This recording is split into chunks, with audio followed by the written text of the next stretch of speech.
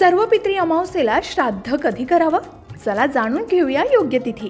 पंचांगानुसार सर्व पितृ अमावस्येचे श्राद्ध कुटुंब मुहूर्त आणि रोहिणी मुहूर्त यामध्ये करणं शुभ मानलं जातं। याशिवाय श्राद्धाशी संबंधित सर्व विधी दुपारचा काळ संपण्यापूर्वी पूर्ण करावेत, कारण दुपारचा काळ श्राद्धासाठी विशेष शुभ मानला जातो। यंदा कुटुंब मुहूर्त 21 सप्टेंबर 2025 रोजी दुपारी 12:08 पासून दुपारी 12:57 आहे। हा मुहूर्त श्राद्ध कर्मासाठी अत्यंत पवित्र मानला जातो आणि या वेळेत तर्पण, पिंडदान आणि दान करण्याची प्रथा आहे। तर रोहिणी मुहूर्त दुपारी 12:57 पासून दुपारी 1:45 आहे।